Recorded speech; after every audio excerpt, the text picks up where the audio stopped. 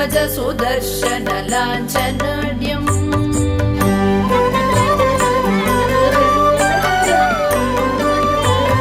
प्रातस्तु मे परशिवां ललितां Bhavani